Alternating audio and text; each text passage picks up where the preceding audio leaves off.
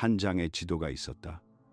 우주 속에서 당신이 정확히 어디에 위치해 있는지, 그리고 어디로 가야 하는지를 보여줄 만큼 정교한 도면이었다. 토트가 새겼고 사제들이 연구했다. 그러다 누군가가 당신이 절대 볼 수 없도록 했다. 고대 신비주의 문헌과 영지주의 두루마리에는 토트에게 귀속된 우주론적 도표가 언급된다. 이집트와 그리스 전역의 사원벽에서 체계적으로 제거된 12차원 창조지도였으며 이후 초기 기독교 권력에 의해 억압되었다. 이는 비유가 아니었다. 연금술 문헌의 파편들은 12개의 상승하는 현실 계층을 묘사한 기하학적 문양을 설명하는데 12차원은 순수 근원 의식인 모나드를 상징한다. 현재 산재한 연금술 노트에 단 3개의 불완전한 사본만이 남아있다. 에메랄드 석판의 변형판에 새겨졌다는 원본은 사라졌다. 이 지도가 지워진 이유는 사제나 교회, 중개자 없이도 개인이 신적 수준의 의식에 직접 접근할 수 있게 했기 때문이다. 근원에 도달하는데 누구의 도움도 필요하지 않음을 보여주었다. 단지 그 방법을 기억하기만 하면 된다는 것을. 그리고 가장 두려운 점은 지도에 따르면 깨어난 마음만이 12차원을 인지할 수 있다고 했다. 그 외의 모든 이에게는 아무것도 보이지 않을 것이라고. 그렇다면 이 도표는 실제로 무엇을 보여주었는가? 토트가 전달하려 했던 것은 무엇이었기에 이 한 장의 이미지가 그 이후 모든 권위자들에게 위협이 되었는가? 남아있는 조각들로 재구성해보자. 이 도식은 흐름도가 아니었다. 장식도 아니었다. 헤르메스 문헌집의 단편적 묘사와 요한의 비밀서의 암시적 언급에 따르면 그것은 기하학적 문양이었다. 12개의 상승하는 차원을 가로지르는 존재의 전체 구조를 매핑한 동심원층이었다. 각 층은 단순한 공간 영역이 아니었다. 그것은 완전히 다른 의식 모드, 현실이 작동하는 다른 주파수를 나타냈다. 차원을 장소가 아닌 주파수 대역으로 생각하라. 그곳으로 이동하는 것이 아니라 인식의 주파수를 맞춰 감지하는 것이다. 토트가 암호화한 것이 바로 이것이다. 지금 당신이 있는 곳에서 시작하자. 1차원부터 3차원까지 물리적 차원이다. 물질, 선형적 시간, 신체 정체성. 대부분의 사람들은 이것이 전부라고 확신하며 일생을 보낸다. 당신은 육체를 지녔고 공간을 이동하며 늙어가고 죽습니다. 이름과 이야기, 연속적인 자아라는 환상을 만들어내는 기억을 지녔지요. 이것이 바로 자아 정체성의 영역입니다. 나는 이 사람이며 이 삶을 살고 다른 모든 것과는 분리되어 있다. 생존에는 완벽히 기능하지만 당신이 실제로 무엇인지 이해하는 데는 치명적으로 제한적입니다. 이집트 사제들은 중대한 사실을 깨달았습니다. 이 3차원 대역폭은 현실이 아닙니다. 현실의 단면일 뿐, 마치 그림자가 3차원 물체의 2차원 조각인 것처럼 당신은 원본이 아닌 투영을 경험하고 있는 것입니다. 이제 우리는 4차원부터 6차원, 아스트랄, 감정, 에너지층으로 이동합니다. 여기서부터 흥미로운 일이 벌어집니다. 이 차원들에서 감정은 단순한 느낌이 아니다. 경험을 형성하는 가시적인 힘이다. 훈련된 지각에는 에너지 패턴이 드러난다. 여기서 생각은 현실을 반영할 뿐 아니라 적극적으로 현실을 구축한다. 깊은 명상, 호흡법, 식물의식, 의식 또는 자발적인 변형 상태를 통해 접근하는 영역이다. 누군가 오라를 본다거나 에너지를 느낀다고 말할 때 그들은 잠시 이 대역폭에 조율되고 있는 것이다. 샤머니즘 전통, 티베트 꿈요가, 수피의 황홀경 수행, 이 모든 것은 4차원에서 6차원까지의 차원에서 의식을 안정화하는 방법들이다. 초기 서양 연구자들을 혼란스럽게 한 점은 이랬다. 원주민 문화들은 환각을 경험한 것이 아니었다. 그들은 식민지적 사고방식이 체계적으로 걸러내도록 훈련받은 현실의 층위를 인지하고 있었던 것이다. 이 도표는 이러한 차원들이 서로 구별되지만 상호 침투하는 같은 공간을 차지하지만 서로 다른 주파수로 진동하는 것으로 보여주었다. 그 다음 우리는 7차원부터 9차원에 도달한다. 인과적, 천사적, 원형적 영역이다. 상징, 신화, 비선형적 시간이 동시에 존재하는 곳이다. 칼 융은 고대 신비주의자들이 이미 알고 있던 것을 설명하려 평생을 바쳤다. 원형이 은유가 아닌 실제 구조물인 차원이 존재한다는 것, 물리적 현실을 생성하는 청사진이다. 영웅, 어머니, 그림자, 이들은 단순한 유용한 심리학적 개념이 아니다. 이들은 7번째, 8번째, 9번째 차원에서 살아 숨쉬는 패턴으로 이야기, 종교, 꿈, 개인의 성격 구조로 더 밀도 높은 차원들로 흘러내린다. 당신이 동시성 불가능할 정도로 정밀해 보이는 의미 있는 우연을 경험할 때 그것은 바로 이 차원에서 비롯된다. 피스티스 소피아를 기록한 이들이 에온과 아르콘을 묘사할 때 시적인 표현을 쓴 게 아니다. 그들은 7차원에서 9차원까지 마주한 실체와 힘을 기록하며 비물리적 현실을 3차원 경험에 맞춰 설계된 언어로 번역하려 애쓰고 있었다. 플라톤의 이데아의 세계, 그는 8차원을 묘사한 것이다. 모든 물리적 의자가 불완전한 복사본인 의자됨의 완벽한 원형. 토트의 도표는 이 층위를 정확히 위치시켰다. 모호한 영적 하늘의 물리적 현실 위에 있는 것이 아니라 더 근본적인 주파수로서 그것을 관통하며 코드 아래의 코딩으로 이제 우리는 대부분의 개념적 틀을 깨는 문턱에 도달한다. 10차원과 11차원, 창조 이전의 영역들, 어떤 형태로도 결정화되기 전에 순수하고 비이원적인 지성. 토트는 이 차원들에는 대립이 존재하지 않는다고 가르쳤다. 빛과 어둠도, 자아와 타자도, 시간과 영원함도 없다. 단지 구분되지 않은 잠재력, 아직 특정 존재로 결속되지 않은 조직화된 지성만이 존재한다. 언어는 여기서 무너진다. 언어는 분리 주체와 객체, 이것과 저거를 필요로 하기 때문이다. 10차원과 11차원에는 가리킬 저것이 존재하지 않는다. 이 수준을 잠깐 접한 신비주의자들은 역설로 이야기하며 돌아온다. 역설만이 그들이 마주한 것을 즉각 제한하지 않는 유일한 도구이기 때문이다. 이름 붙일 수 있는 도다는 영원한 도가 아니다. 알 수 없는 구름, 카발라의 아인 소프 에인 소프, 모든 것을 포용하는 무한한 무.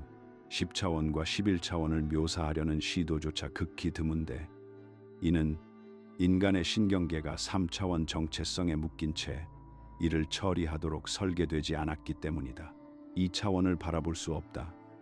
자아 구조가 다시 형태 속으로 끌어당기기 전 일시적으로 그 자체가 될 뿐이다. 그리고 마침내 12차원, 모나드, 근원 필드, 그 자체, 장소가 아니다. 존재가 아니다. 의식의 상태조차 아니다. 모든 차원, 모든 형태, 모든 의식이 발현되는 순수하고 차별 없는 인식. 토트는 이를 분열 이전의 통일성이라 불렀다. 존재, 그 자체보다 앞서 있으면서도 모든 가능성을 품은 상태. 멀리 떨어져 있다는 의미에서 초월적인 것이 아니다. 내재적이며 숨보다 가깝다. 당신이 경험한 모든 것이 나타나는 그 공간이다. 당신은 12차원으로 갈 수 없다. 왜냐하면 당신은 결코 그곳을 떠난 적이 없기 때문이다. 당신은 그곳으로 이루어져 있다. 당신은 그곳의 국부적인 파동일 뿐, 일시적으로 바다와 분리되었다고 믿고 있을 뿐이다. 12차원은 목적지가 아니다. 그것은 당신이 무엇으로든 자신을 규정하기 전에 당신 그 자체다. 핵심은 이것이다. 토트는 이 전체 구조를 단일 기하학적 패턴에 암호화했다. 정보가 아닌 활성화 장치로 말이다. 이 문양은 그것을 바라보는 것만으로도 인식할 준비가 된 이의 의식 속에서 깨달음을 촉발하도록 설계되었다. 지도이자 열쇠 역할을 하며 현실의 구조를 보여주면서 동시에 평생 걸러내던 층들을 인지하도록 당신의 의식을 조정하는 것이다.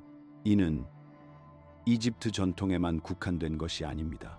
동일한 12층 우주론이 헤르메스 문헌집, 요한의 비밀서, 피스티스 소피아, 중세 유럽의 연금술 문헌들, 심지어 앙코르와트에서 샤르트르 대성당에 이르는 사원 구조에까지 암호화되어 나타납니다. 서로 다른 문화, 서로 다른 언어, 서로 다른 상징들 모두 동일한 구조를 가리킵니다. 12차원, 12개의 의식층, 12개의 존재, 대역폭, 왜 12개일까? 그 숫자가 중요한 이유는 무엇일까? 12는 회귀 전의 완성을 상징한다. 황도대 순환이 다시 시작되기 전에 12별자리, 하나를 구현하는 일을 둘러싼 12제자, 낮이 밤으로 바뀌기 전에 12시간, 해가 재설정되기 전에 12달, 완전한 순환의 숫자이자 근원으로의 초월, 직전, 마지막 단계다.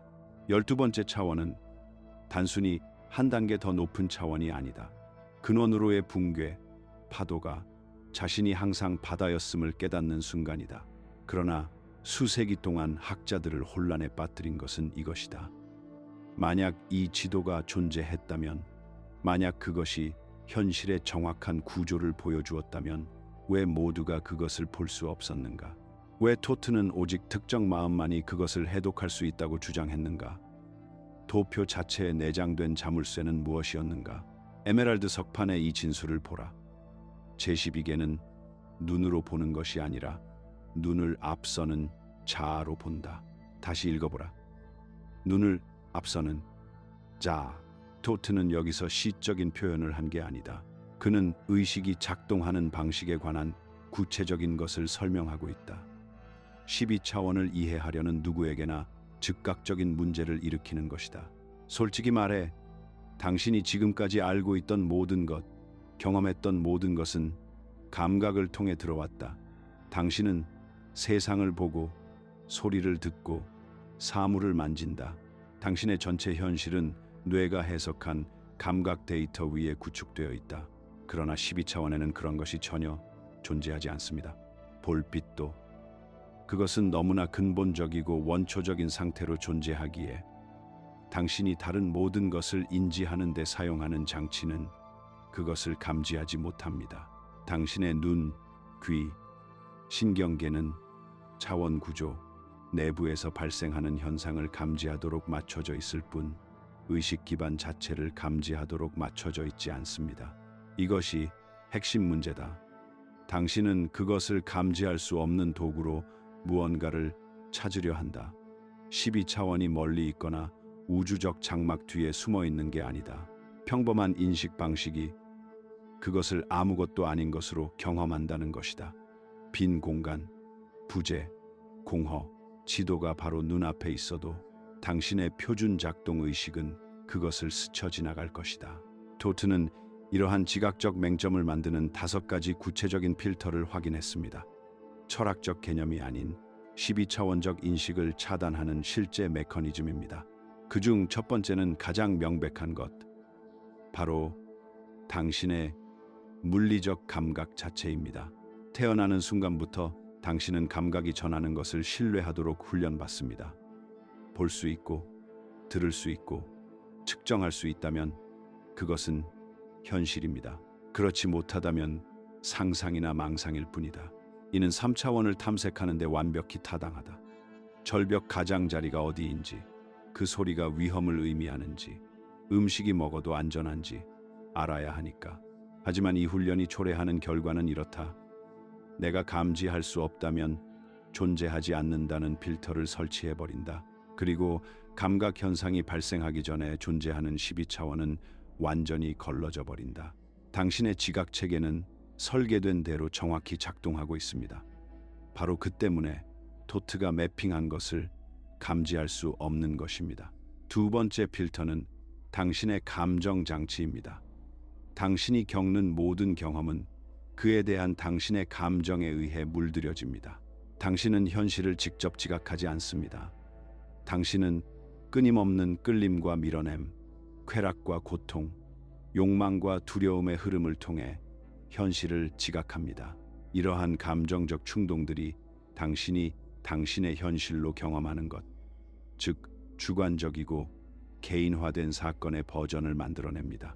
그리고 그 감정적 색채는 생존과 관계에 필수적일지 몰라도 그 아래에 있는 순수한 의식을 가립니다. 12차원에는 감정적 내용이 없습니다. 그것은 감각을 앞서는 것처럼 감정을 앞섭니다. 당신의 의식이 끊임없이 감정의 파도를 타고 있을 때 그 변하지 않는 기반은 보이지 않게 됩니다. 세 번째 필터, 당신의 서사적 정체성입니다. 당신은 자신에 대한 이야기들을 가지고 있습니다. 당신이 누구인지, 당신에게 무슨 일이 일어났는지, 당신이 어디로 가고 있는지, 이 모든 것이 무엇을 의미하는지.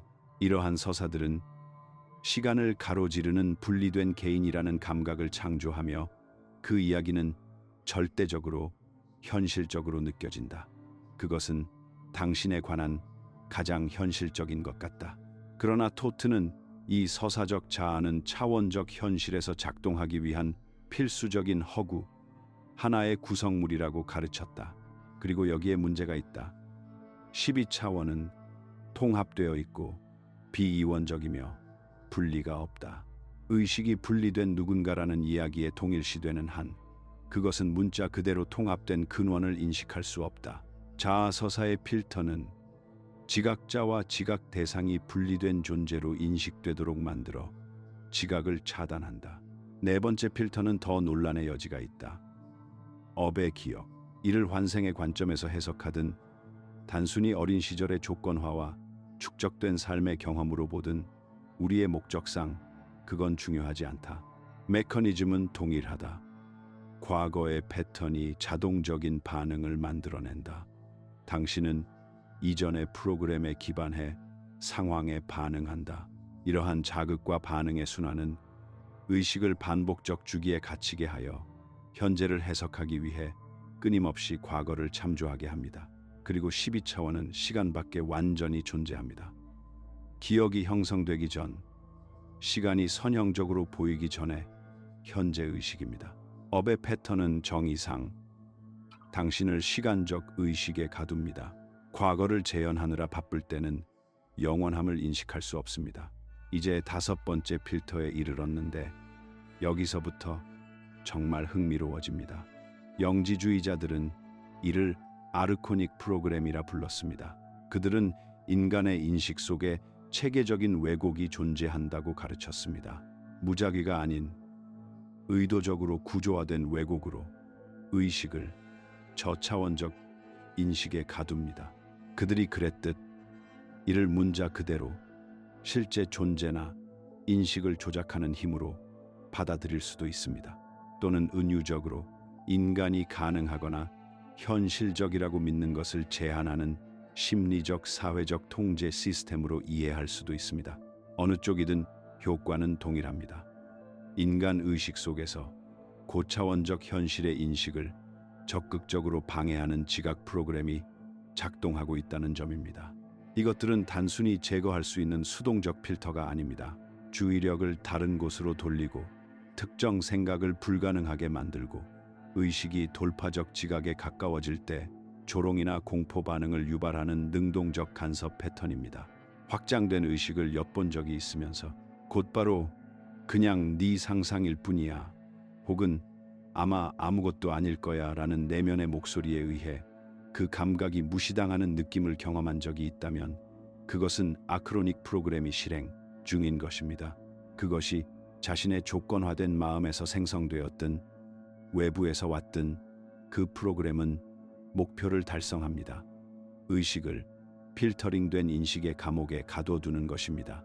이것이 실질적으로 의미하는 바는 이렇다.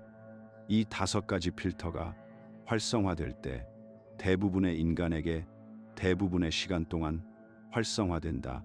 12차원은 기능적으로 보이지 않는다.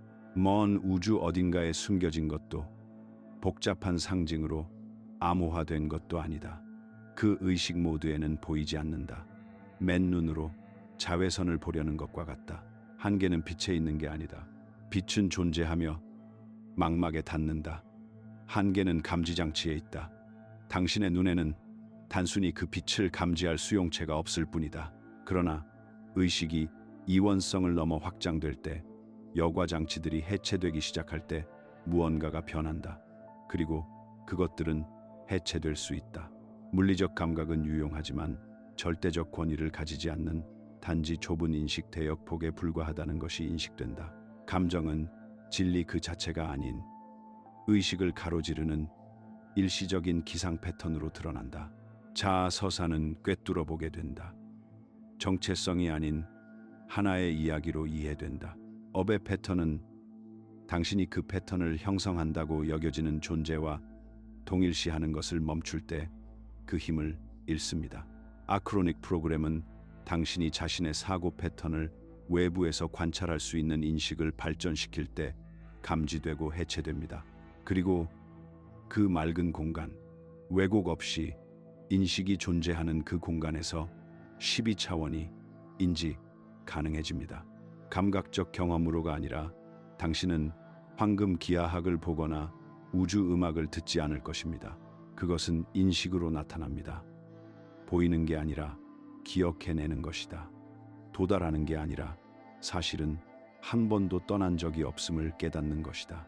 그것은 당신이 겪은 모든 경험의 배경이었으며 모든 차원적 경험이 일어나는 내면의 인식이었다. 이것이 토트의 핵심 통찰이었다. 12차원은 당신의 본래 본성이다. 시간 이전, 형태 이전, 이 특별한 삶을 사는 이 특정 인물이 되기 이전에 당신이 지녔던 의식이다. 모든 인간은 이 깨달음을 자신의 가장 깊은 핵심에 지니고 있지만 조건화의 층들이 이를 너무나 철저히 가려서 대부분의 사람들은 그것이 존재한다는 의심조차 하지 않은 채 일생을 산다. 그들은 자신이 바로 그 필터, 축적된 패턴과 프로그램 그 자체라고 생각한다. 제한되고 걸러진 인식이 전부라고 믿는다. 그렇다면 형태도 기하학적 구조도 반대 개념도 없는 것을 어떻게 해독할 수 있을까? 퍼즐처럼 풀어나가는 것이 아니다. 지적으로 이해하려는 시도도 아니다. 정체성의 전환을 통해 그 자체가 되는 것이다. 의식의 관찰자라고 믿는 것에서 자신이 의식 그 자체이며 일시적인 형태를 통해 관찰하고 있음을 깨닫는 것으로의 전환이다. 이는 채택해야 할 신념이 아니다. 필터가 사라질 때 자연스레 일어나는 인식이다. 바로 이 때문에 지도는 사라져야만 했다. 이 진리를 깨닫고 인식의 전환을 이루는 순간 당신은 통제 불가능한 존재가 되기 때문이다. 여기 아무도 묻길 원하지 않는 역사적 질문이 있다. 고대 세계의 모든 주요 권력 구조가 토트의 차원 지도에 대한 기록을 체계적으로 파괴한 이유는 무엇인가? 이집트 사제들이 먼저 그랬다. 그들은 헤르모폴리스의 토트 신전을 장악했고 수세기에 걸쳐 가장 직접적인 가르침들을 제한된 내부 방으로 은밀히 옮겼다. 외부 가르침들, 평범한 구도자들이 접할 수 있는 것들은 점점 더 정교해지고 의식화되며 사제들의 해석에 의존하게 되었다. 그리스 철학 학파들도 헤르메티즘을 통해 이 사상들을 접했을 때 동일한 패턴을 따랐다. 피타고라스 학파, 신플라톤주의자들, 그들은 중첩된 계층의 입문 단계를 만들었고 각 단계는 진급하기 전에 수년의 준비를 요구했다. 그리고 초기 기독교가 역사상 가장 공격적인 탄압운동을 동반하며 등장했다. 알렉산드리아의 도서관 전체가 불타버렸고 영지주의 공동체는 학살당했으며 텍스트들은 사막 동굴에 묻혔다. 그들을 소유하는 것이 사형을 의미했기 때문이다. 이는 신학적 의견 차원이 아니었다. 특정 지식을 전략적으로 제거한 것이었다.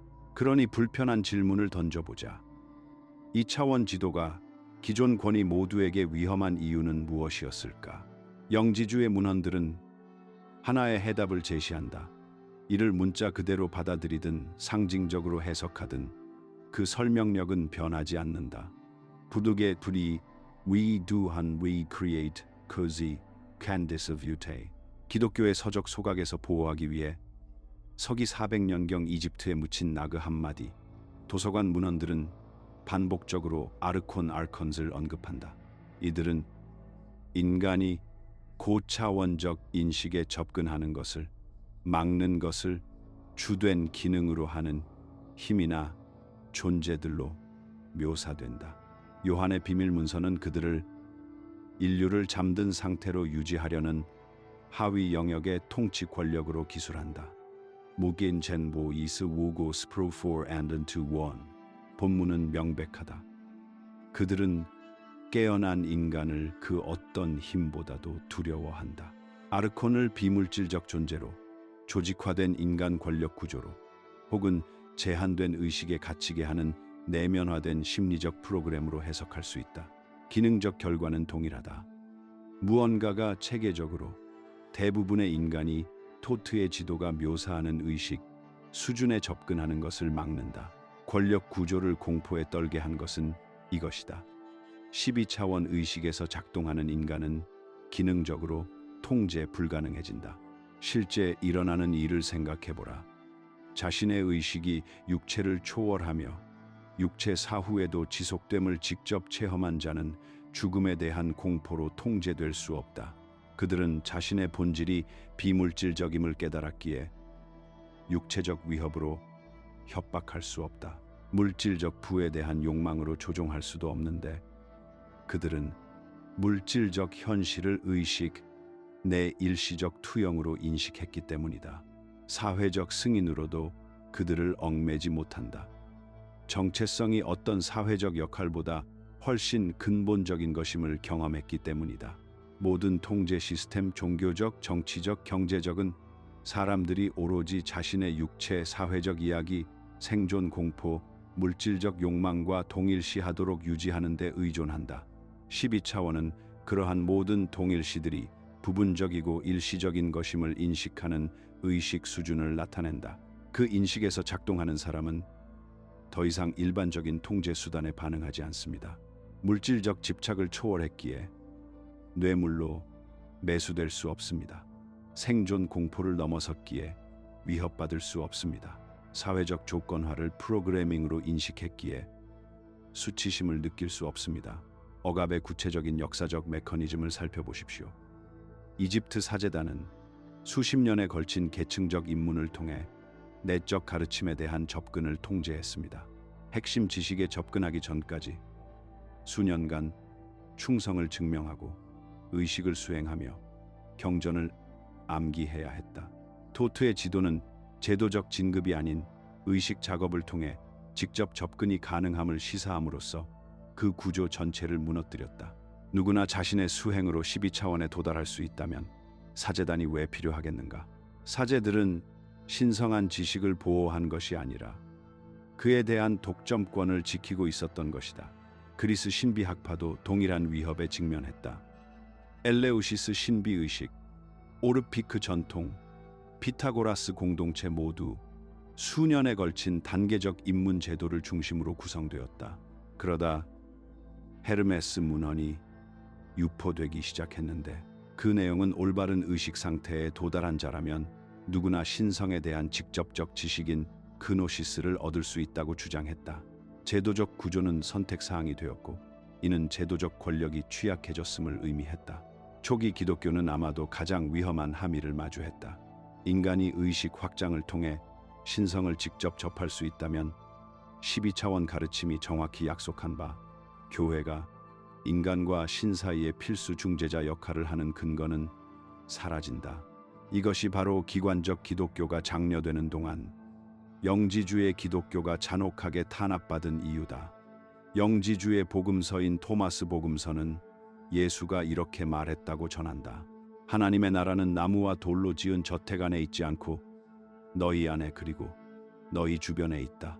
이 가르침은 교회를 쓸모없게 만들었다. 그래서 그 텍스트들은 이단으로 선포되어 매장되고 불태워졌으며 그 가르침을 전하는 사람들은 살해당했다.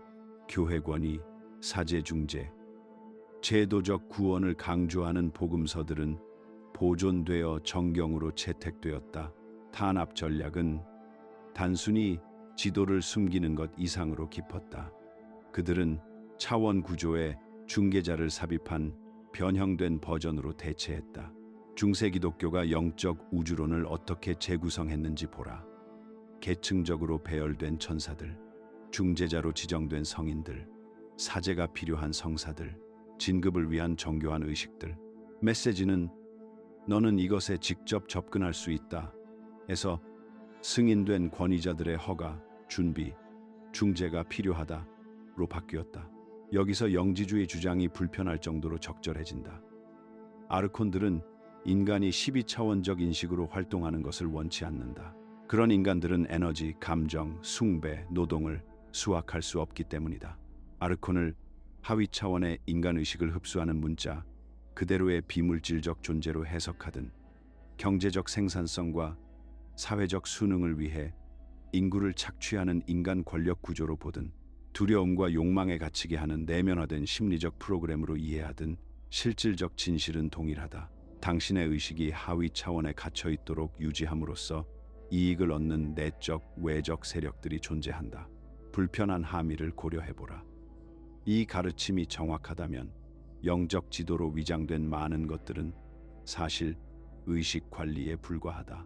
계속 찾게 하지만 결코 찾지 못하게 하는 종교 체계들, 계속 처리하게 하지만 결코 통합되지 못하게 하는 치료적 접근들, 직접적인 깨달음 능력보다 스승, 경전, 기법에 의존하게 하는 영적 수행들. 목표는 해방이 아니라 지속 가능한 억제다.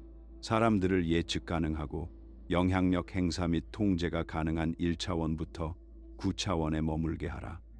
그들이 자율성을 얻는 12차원에 접근하게 해서는 안 된다. 이 패턴은 역사 전반에 걸쳐 반복된다. 위협은 변함없이 존재하기 때문이다. 12차원적 인식으로 작동하는 집단은 공포로 통제될 수 없고 욕망으로 조종될 수 없으며 신념 체계에 얽매이지 않는다. 그들은 전통적 권위 구조를 무의미하게 만드는 방식으로 심리적 자유를 얻는다. 그래서 그들은 지도를 지웠다. 문헌을 불태웠다. 스승들을 죽였다.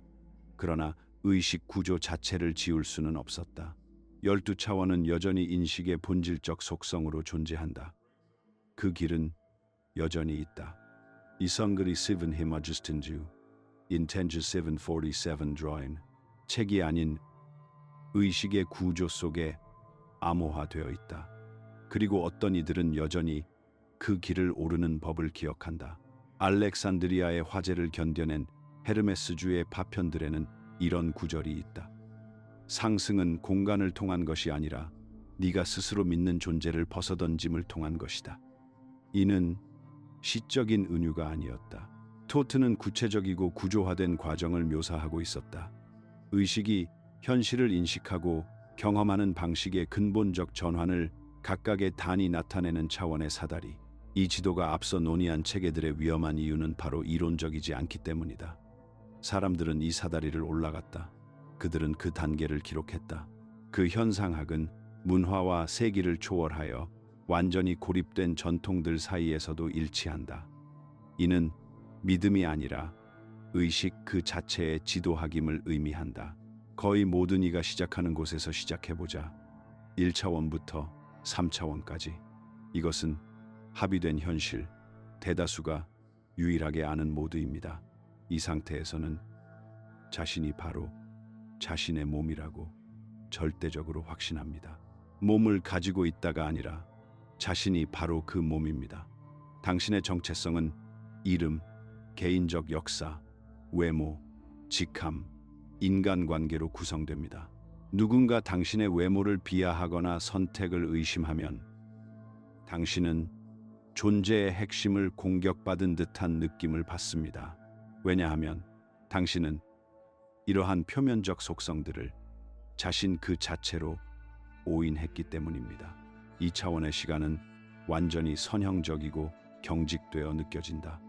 과거는 고정된 기억, 현재는 덧없는 경험, 미래는 불확실한 투영이다. 어제 일어난 일을 바꿀 수 없다. 내일 일어날 일을 접할 수도 없다. 현재 순간은 그 사이의 얇은 조각에 불과하다. 당신의 결정은 쾌락 추구하고 고통 회피에 의해 지배된다. 이는 단순한 선호가 아니라 당신 삶의 근본적 조직 원리다. 그리고 죽음은 궁극의 공포, 최종적인 종말, 당신의 존재 자체를 부정하는 것입니다. 이것이 인간의 기본적 상태입니다. 그리고 대부분의 사람들은 인식이 다르게 작동할 수 있는지조차 의심하지 않습니다. 그들은 모두가 자신과 똑같이 현실을 경험한다고 가정합니다. 4차원부터 6차원으로의 전환은 대개 의도적인 수행을 통해 때로는 위기 상황에서 자발적으로 일어납니다. 명상, 호흡법, 식물성 약재, 임사체험, 심지어 극한의 신체적 도전도 이를 촉발할 수 있다. 일어나는 일은 이렇다. 자신의 감정 상태가 단순히 현실에 반응하는 것이 아니라 실제로 나타나는 것을 형성하고 있음을 깨닫기 시작한다. 회의가 걱정되면 그 불안과 정확히 일치하는 방식으로 회의가 엉망이 된다. 까다로운 사람에 대해 진정한 호기심을 가지면 갑자기 그 사람이 완전히 다른 모습을 드러낸다. 물리적 형태가 없는 에너지를 감지하기 시작합니다.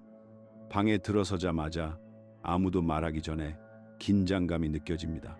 붕비는 공간 건너편에서 누군가 자신을 쳐다보는 것을 감지합니다. 전화가 울리기 몇 초 전에 울릴 것임을 압니다. 이는 신비한 능력이 아닙니다. 항상 존재했던 데이터 흐름일 뿐 의식이 확장되어 이를 인식할 수 있게 된 것입니다. 시간이 이상하게 흘러간다. 몰입 상태에 들어가면 3시간이 30분처럼 느껴지며 사라진다. 위험에 처하면 시간이 팽창하며 매 초가 입자처럼 느린 슬로 모션으로 늘어진다. 정체성에 에너지적, 감정적 패턴이 포함되기 시작한다. 당신은 단순한 육체가 아닌 감정과 힘의 장이다. 이것이 대부분의 현대 영성이 지향하는 지점이다. 책과 워크숍에서 마케팅되는 깨달음의 상태, 사육차원 의식은 일상과 극명히 달라 사람들이 정점에 도달했다고 착각한다. 그러나 토트의 지도는 냉정한 진실을 드러낸다. 이건 사다리의 중간에 불과하다는 것. 7차원부터 9차원으로의 전환은 진정으로 기이한 영역이다. 개인적 이야기 아래에 깔린 원형적 패턴을 인식하기 시작한다. 당신이 겪은 그 배신, 유다와 그리스도, 브루투스와 카이사르, 기록된 모든 배신 신화의 구조와 동일하다. 당신이 걷고 있는 그 여정, 브루투와 크리사르와 그리스도, 캠벨이 세계 신화에서 기록한 영웅의 여정과 완벽히 일치한다. 이건 더 이상 은유가 아니다. 당신은 개인의 삶이 영원한 패턴을 표현하고 있음을 직접 인지한다. 동시성은 더 이상 가끔 일어나는 흥미로운 일이 아니라 지속적으로 발생합니다. 몇 년 동안 연락하지 않은 사람이 문득 떠오르면 몇 시간 안에 그 사람이 전화를 합니다. 특정 정보가 필요하면 책장에서 책이 떨어져 정확히 그 페이지가 펼쳐집니다. 어떤 질문과 씨름하고 있으면 길거리에 낯선 사람이 그 질문에 완벽하게 답하는 말을 합니다. 이런 일이 너무 자주 일어나서 우연이라고 보기에는 통계적으로 불가능한 수준입니다. 현실은 상징적 층위를 드러낸다. 사건들은 단순한 물리적 발생이 아니라 메시지, 가르침, 패턴이다. 고장난 차는 단순한 기계적 결함이 아니라 당신이 지친 몸을 무시하며 달려왔을 때 속도를 늦추도록 강요하는 것이다. 예상치 못한 돈은 정확히 필요한 금액만큼 들어온다. 사라진 것들은 새롭게 태어나려는 것들을 위한 공간을 마련한다. 시간은 선형성을 완전히 상실한다. 과거와 미래를 고정된 점이 아닌 접근 가능한 차원으로 경험한다. 인과관계는 역류한다. 미래 사건들이 되돌아와 현재 상황을 배치하는 듯하다. 결과를 초래할 선택들보다 먼저 그 결말을 엿보게 된다. 당신의 정체성은 개인적 이력을 넘어 원형적 역할로 확장된다. 탐구자, 교사, 파괴자, 치유자. 당신은 자신이 태어나기 훨씬 전부터 존재했고 죽은 후에도 계속될 이야기들을 연기하고 있음을 깨닫는다. 진정한 신비적 경험은 여기서 시작된다. 전통에서 천사, 안내자 또는 고등지성이라 불렀던 것들이 직접적 지각이 된다. 당신은 외부 무언가를 채널링하는 것이 아니라 항상 현실의 일부였던 의식의 주파수 범위에 접근하는 것이다. 그 다음 차원 10과 11이 찾아오며 여기서 언어는 완전히 무력해집니다. 자아 분리되고 지속되는 자아라는 감각이 해체되기 시작합니다. 억압되거나 초월되거나 개선되는 것이 아닙니다. 해체되는 것입니다. 마치 파도가 바다와 결코 분리된 적이 없음을 깨닫는 것처럼 자신을 국소화된 존재로 경험하는 것을 멈추고 인식의 장점으로 자신을 인지하기 시작한다. 주체와 대상이 통합된 과정으로 붕괴된다. 생각이 일어나는 것을 지켜보는 너는 없다. 단지 일시적인 개구부를 통해 자신을 지켜보는 인식만이 있을 뿐이다. 나무를 바라볼 때 분리된 나무를 보는 분리된 자아는 없다. 단지 보는 행위가 일어날 뿐 그것을 행하는 이는 없다. 모든 언어는 분리를 전제한다. 말하는 자와 듣는 자, 주체와 객체, 자아와 타자. 따라서 이 상태는 전달하기 거의 불가능하다. 이는 창조 이전의 영역 형태로 결정되기 전에 순수한 잠재력이다. 극소수의 인간만이 이 수준에 장기간 접근하며 그렇게 하는 이들은 보통 그 상태를 유지한 채 일반 사회에서 기능할 수 없다. 그런 일을 할 자아가 없으면 직장을 유지하거나 청구서를 지불하거나 사회적 의무를 수행할 수 없다. 그리고 마지막 문턱이 있다. 12차원, 모나드, 순수한 근원 의식. 여기서 나와 우주는 연결된 것이 아니라 서로 다른 각도에서 바라본 동일한 현상이다. 경험은 경험자와 경험 대상 사이의 분리를 필요로 하므로 여기엔 경험이 존재하지 않는다. 지식은 아는 자와 알려진 대상이 필요하므로 여기엔 지식도 없다. 오직 존재, 인식, 위치나 한계 없는 현존만이 있을 뿐이다. 토트는 이것이 토마스 복음서에서 그리스도가 말한 바와 같다고 가르쳤다. 나는 만물 위에 있는 빛이다. 나는 모든 것이다. 나에게서 모든 것이 나왔고 나에게 모든 것이 도달했다. 나무 조각을 쪼개라. 내가 거기에 있다. 돌을 들어 올려라. 거기서 나를 발견할 것이다. 특별한 개인으로서가 아니라 일시적으로 형체를 취한 동안 자신의 근원적 본성을 기억해낸 의식으로서 말이다. 모든 것을 바꾸는 반전은 이렇다. 당신은 실제로 12차원으로 여행하지 않는다. 당신은 결코 그곳을 떠나지 않았음을 깨닫는다. 1차원에서 11차원을 거쳐가는 여정은 의식이 자신을 잊었다가 다시 기억해내는 과정이다.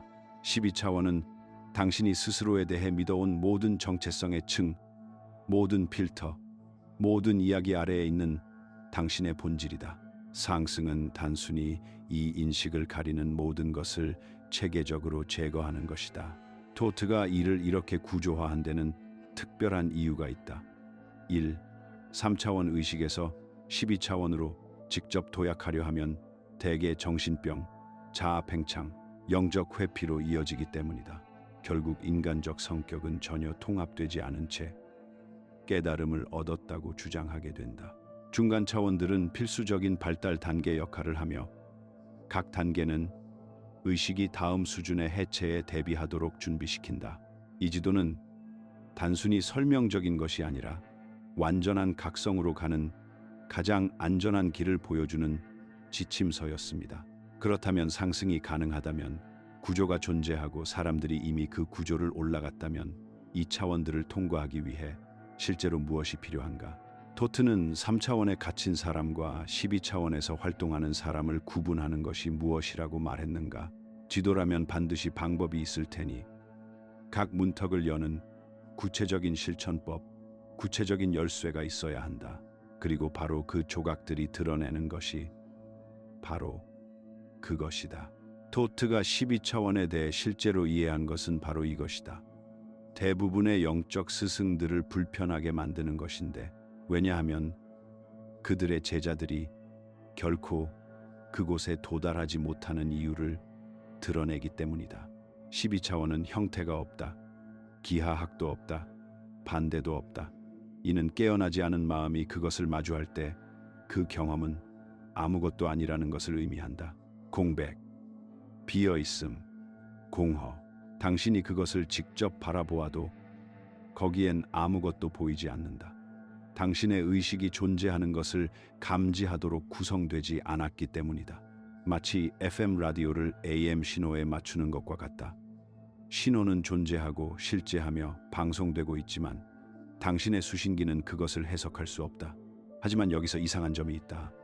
깨어난 마음은 그 같은 무를 순수한 지성으로 경험한다.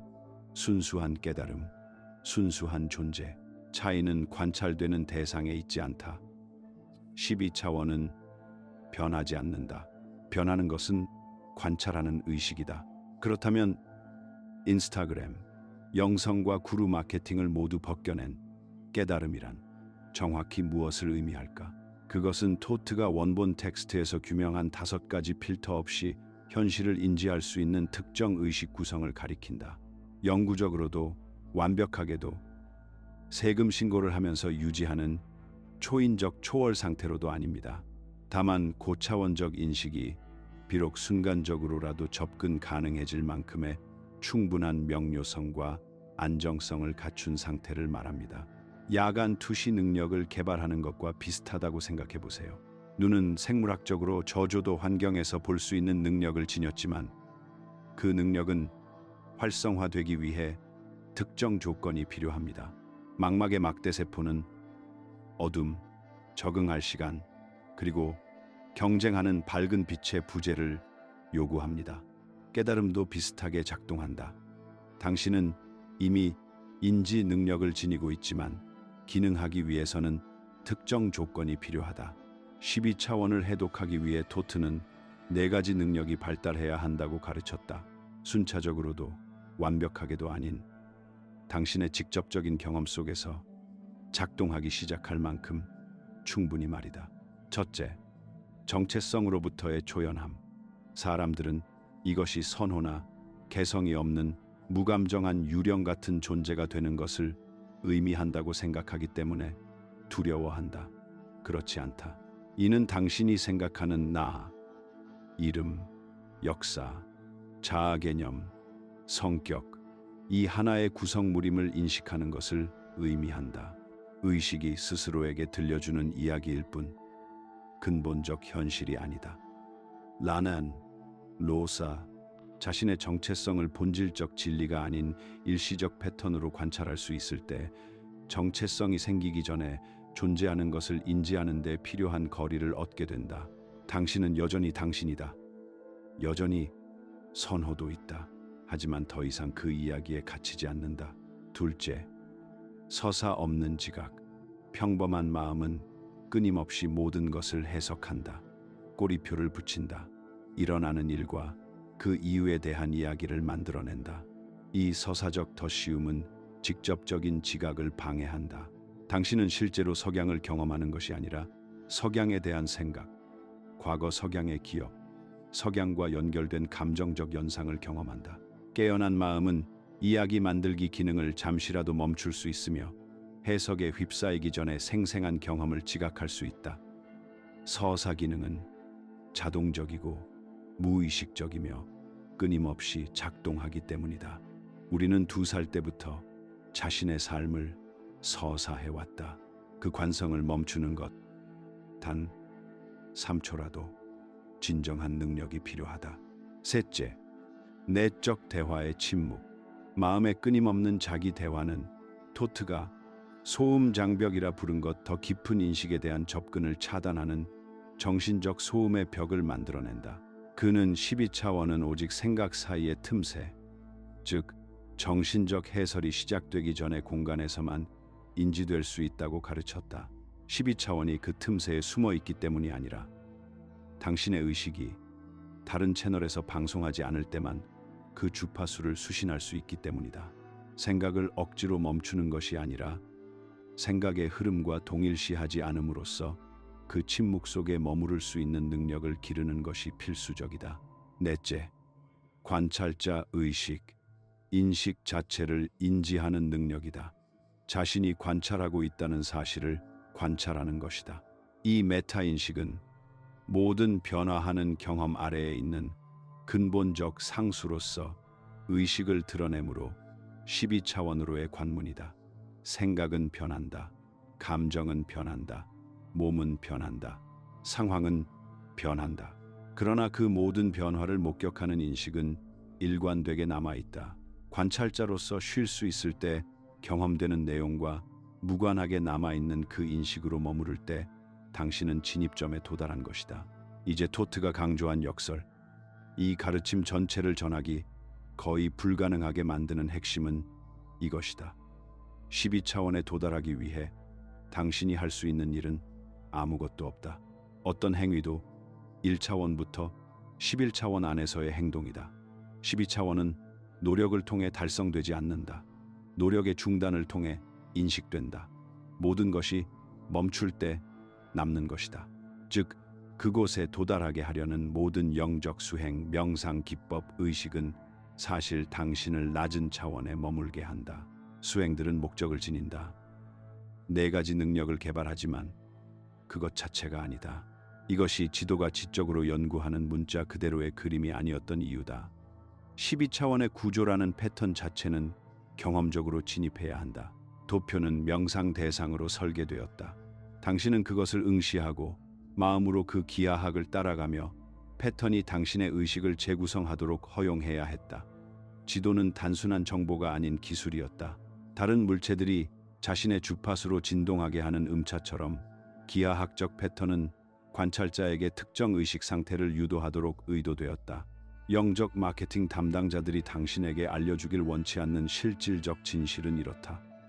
대부분의 인간은 필터를 내려놓으려 하지 않기에 12차원을 결코 인지하지 못할 것이다. 육체는 너무나 실제적으로 느껴진다. 감정은 너무나 강렬하게 느껴진다. 삶의 이야기는 너무나 중요하게 느껴진다. 자아는 너무나 소중하게 느껴진다. 그리고 그러한 집착들은 잘못된 것이 아니다. 그것들은 물리적 현실에서 기능하기 위해 필요하다. 12차원에 계속 머물러 있다면 3차원을 헤쳐나갈 수 없습니다. 하지만 그 필수적인 집착들은 동시에 고차원적 인식으로의 접근을 차단합니다.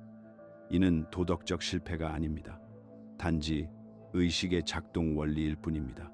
해독의 순간이 만약 찾아온다면 그것은 점진적이지 않습니다.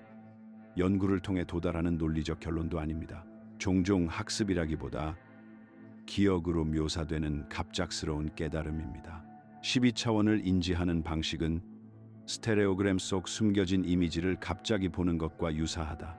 그것은 항상 존재했고 당신의 눈은 그것을 직접 바라보고 있었지만 특정 방식으로 인식이 전환되어야만 감지할 수 있었다. 그리고 한번 보게 되면 다시 보지 못하게 할 수 없다. 비록 그 인식을 가능케 했던 상태로의 접근을 이룰 수는 있지만 그것이 존재한다는 지식은 남아있다. 토트는 육신으로 존재하는 동안 12차원적 인식을 지속적으로 유지하는 이는 극소수라고 가르쳤다. 대다수는 순간적인 인식의 순간이 지나면 평범한 의식으로 돌아가는 을 경험한다. 그러나 그 순간적인 인식만으로도 충분하다. 그것은 모든 것을 재조정한다. 근원을 한번 인지하면 하위 차원들이 일시적이고 가변적이며 보이는 것보다 덜 견고하다는 것을 알게 된다. 이 가르침에 담긴 경고, 12차원은 도달지나 성취물이 아니다. 그것을 얻어야 할 대상, 자랑거리, 개인적 이득 수단으로 여기는 순간 즉시 접근이 차단된다. 자아가 모나드에 들어갈 수 없는 이유는 모나드가 자아가 소멸할 때 존재하는 것이기 때문이다. 이것이 바로 영적 물질주의 경험 수집, 성취 비교, 깨달음을 중심으로 정체성 구축과 진정한 깨달음과 정반대인 이유다. 인스타그램으로 12차원에 도달할 수는 없습니다. 그렇다면 깨어난 마음만이 해독할 수 있고, 깨어남에는 대다수가 결코 개발하지 못하는 능력이 필요하다면 토트의 지도는 무용지물인가? 아닙니다. 그 지도에는 메시지가 담겨 있었기 때문입니다. 경고이자 약속, 직접 12차원에 접근하지 못하더라도 모든 것을 바꾸는 메시지였습니다. 그들이 묻어야 했던 것이 바로 이것이다. 퍼져서는 안 될 경고가 바로 이것이다. 토트에 지워진 지도는 추상적인 철학이 아니었다. 사원벽을 장식하는 영적 장식품도 아니었다. 그것은 예측을 담고 있었는데, 위험한 예측 이후 모든 권력 구조가 억압하려 애쓴 바로 그 예측이다. 12번째 본성을 잊은 인류는 하위 영역의 포로가 된다. 이것이 실제로 무엇을 의미하는지 해독해보자. 고차원적 인식 없이는 물리적 차원을 넘어선 차원이 존재한다는 사실조차 모른다면 인간은 심리적으로 조종당하기 쉽다. 사람들이 약하거나 속기 쉽기 때문이 아니라 조작이 작동할 때 이를 인식할 지각적 틀이 부족하기 때문이다. 그들은 하위 차원의 통제 메커니즘을 변하지 않는 현실로 해석한다. 사회적 압박은 진실로 인식된다. 경제적 필요성은 자연 법칙처럼 느껴진다. 두려움은 합리적인 지침으로 보인다. 욕망은 진정한 자기 표현처럼 여겨진다. 그러나 12차원에 대한 개념적 인식조차 가진 사람, 우리가 다룬 차원 구조를 이해하는 사람은 이러한 메커니즘을 정확히 그 본질대로 감지할 수 있다. 1차원에서 6차원까지 실행되는 프로그램들이다. 그 영역 내에서 강력하긴 하다. 그러나 절대적이지는 않다. 피할 수 없는 것도 아니다. 현실 그 자체도 아니다. 누군가 자신의 12차원적 본성, 근원적 의식, 인식 그 자체로서의 근본적 정체성을 잊어버릴 때 일어나는 일을 지켜보라. 그들은 즉시 실존적 공포에 취약해진다. 죽음은 전환이나 환상이 아닌 종말로 보인다. 육체가 자신의 전부인 것처럼 느껴지기에 육체적 고통이 모든 결정을 지배한다. 외부적 인정이 유일한 거울이 되기에 사회적 지위가 자아 가치를 결정한다. 물리적 차원이 존재하는 유일한 현실처럼 보이기에 물질적 축적이 주요 목표가 된다. 이는 도덕적 실패가 아니다. 지각의 한계일 뿐이다. 그리고 통제 관점에서 인간을 다루기 쉽게 만드는 바로 그 요인이다. 토트가 경고한 결과들이 연쇄적으로 발생한다. 고통은 끊임없이 잘못 인식되기에 증폭된다. 육체적 고통은 존재적 위협으로 해석된다. 감정적 혼란은 정체성과 혼동된다. 당신은 화가 난 것이 아니라 화 그 자체다. 사회적 배제는 소멸처럼 느껴진다. 고차원적 기준점이 없으면 3차원 존재들의 의견이 무한한 무게를 가지기 때문이다. 환생의 고리가 조여든다. 이를 문자 그대로 새로운 육체로의 환생으로 해석하든 반복적인 심리적 패턴으로 은유하든 중요하지 않다. 그 메커니즘은 동일하다. 의식은 자신이 갇힌 패턴을 볼 만큼의 고도를 결코 얻지 못한다. 인식하지 못하는 것에서 벗어날 수 없다. 감옥은 보이지 않게 되며 그로 인해 완벽해진다. 순수한 3차원 의식에 갇힌 누군가를 생각해보라. 그들은 자신의 직업, 빚, 사회적 의무를 절대적 현실로 경험한다. 선택의 여지가 없다는 비유가 아닌 그들의 진정한 경험이다. 그들에게 감옥은 보이지 않는다. 감옥 밖에 기준점이 없기 때문이다. 고향을 한 번도 떠나본 적 없는 사람이 고향이 온 세상이라고 주장하는 것과 같다. 이는 어리석음이 아니다. 제한된 인식 범위의 자연스러운 결과다. 아르코닉 영향력 비물리적 존재로 해석하든 체계적 사고 통제로 해석하든 이 완전히 의존하는 것이 바로 이것이다. 불안한 생각이 우주적 진리가 아닌 4차원 현상임을 깨닫는 순간 그것의 힘은 변한다. 사회적 프로그래밍을 자연스러운 인간 행동이 아닌 5차원 문화적 소프트웨어로 보는 순간 당신은 그것을 디버깅하기 시작할 수 있다. 하지만 여기 반대 메시지가 있다. 이 가르침을 너무 위험하게 만들어 지워져야 했던 약속은 바로 이것이다. 12차원에 깨어난 자는 살아생전 원천으로 돌아간다. 다시 읽어보라. 근원 의식에 접근하기 위해 죽을 필요는 없다.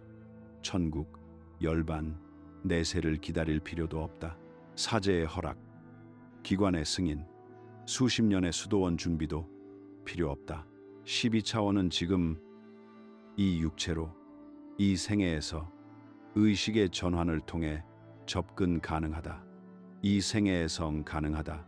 이 약속은 마주한 모든 권력 구조를 공포에 떨게 했다. 이유는 이렇다. 구원이나 깨달음, 해방이 죽음 이후에만 가능하다면 기관들은 자신들을 관문 지킴이로 포지셔닝할 수 있다. 의식, 교리, 복종, 대가, 굴복을 통해 접근권을 팔 수 있다. 종교적 통제 장치 전체가 이 지연에 의존한다. 지금 행동하고 나중에 보상받으며 자격이 되는지 우리가 알려주겠다. 그러나 깨달음이 지금 가능하다면, 제도적 중재가 아닌 직접적 체험을 통해 접근 가능하다면, 그때 모든 중개자는 선택사항이 된다. 모든 위계는 자의적이 된다. 영적 권위에 기반한 모든 통제 체계는 순식간에 붕괴된다. 억압된 전통들 전반에 걸쳐 나타나는 패턴을 살펴보라. 헤르메스 문헌집은 직접적 영지, 신성에 대한 매개되지 않은 지식을 강조한다. 요한의 비밀서는 영혼이 아르콘들의 통제를 넘어선 진정한 기원을 기억해내는 과정을 묘사한다. 소피아의 신앙은 소피아가 신성한 본성을 망각에서 기억으로 되돌아가는 여정을 그립니다. 솔로몬의 찬가는 중재자 없이 근원과의 직접적 결합을 찬양합니다. 진주의 영지주의 찬가는 자신의 기원을 망각하고 물질계로 내려와 잠들었다가 깨어나 고향으로 돌아가는 신성한 존재의 이야기를 전합니다. 이 모든 텍스트들 금지되고 불태워지고 묻히고 주변부로 밀려나는 동일한 핵심 메시지를 담고 있다. 너는 네가 무엇인지 잊었지만 기억할 수 있으며 그 기억이 바로 귀환이다. 토트의 12차원 지도는 이 모든 가르침의 구조적 청사진이다. 이들은 진리를 놓고 경쟁하는 서로 다른 체계가 아니다. 동일한 우주론, 동일한 의식의 구조를 묘사하는 서로 다른 언어일 뿐이다.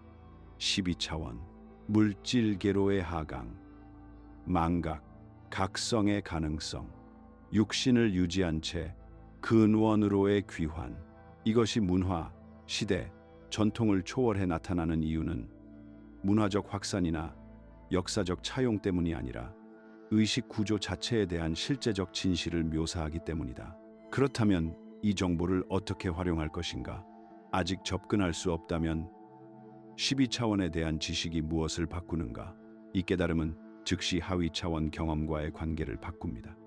두려움이 현실에 대한 보편적 진리가 아닌 3차원 현상임을 알면 그 절대성이 약해집니다. 감정적 격동이 본질적 성품이 아닌 4차원 기상 현상임을 인식하면 더 잘 다스릴 수 있습니다.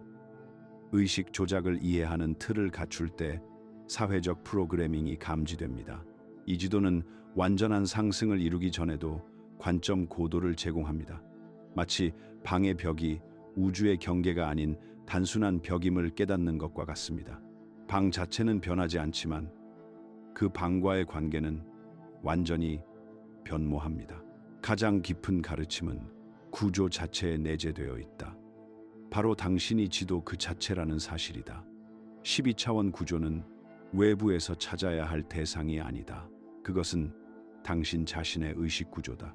상승은 외부 공간을 가로지르는 여정이 아니라 자신의 본성 속으로 깊이 들어가는 과정이다.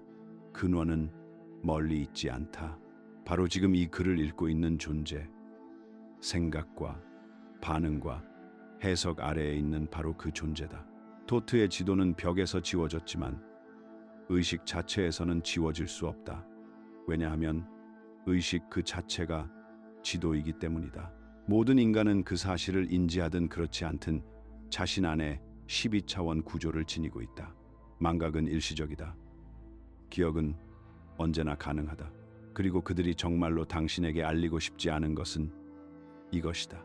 기억하는 모든 사람, 부분적인 상승이라도 이루는 사람, 12차원의 일각이라도 접하는 사람은 다른 모든 이들을 위한 장벽을 약화시킨다. 각성은 개인적인 것이 아니다. 전염된다. 그것은 장정을 변화시킨다. 이것은 고대의 이야기가 아니다.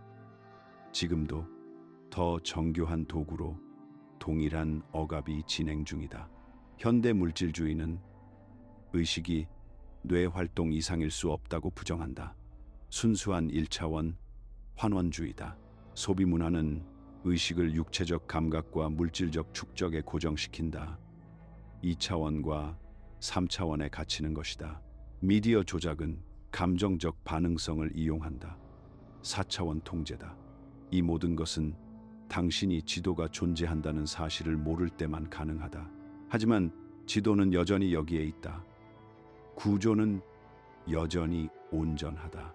그리고 당신 내면의 어딘가 모든 망각과 조건화, 산만함의 층 아래에서 당신의 12차원적 본성은 여전히 존재하며 문제는 12차원이 존재하는가 하는 것이 아니다. 문제는 그것을 드러낼 수 있는 방식으로 현실을 바라볼 용의가 있는가 하는 것이다. 이 글이 공감을 불러일으켰다면 이해했습니다라고 댓글로 알려주세요.